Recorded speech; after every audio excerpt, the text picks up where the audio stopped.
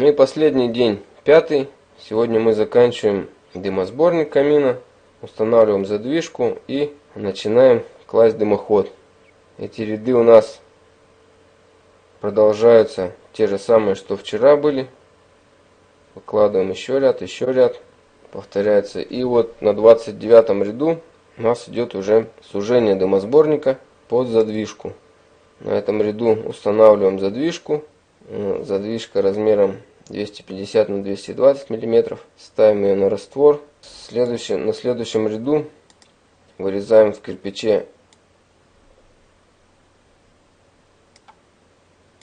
вот так вот, для того, чтобы кирпич лег на задвижку.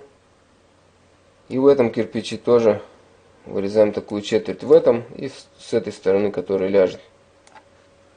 Вот он лег.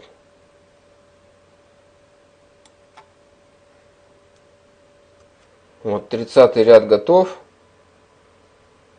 Следующий 31 ряд, вот эти кирпичи подпиливаем, чтобы не было ступенек, завихрений, чтобы сужение было плавное. Вот здесь это видно.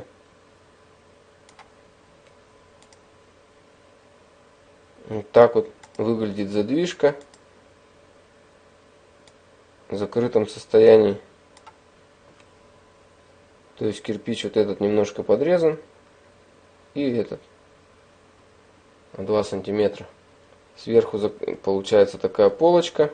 Перекрываем полочку еще одним рядом, чтобы было крепче. Это последний ряд камина. Теперь можно выкладывать дымоход. Дымоход у нас получился пятерик, то есть 5 кирпичей на ряд.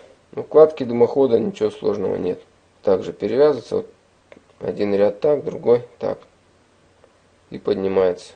Вот за 5 дней мы сложили с вами простейший камин.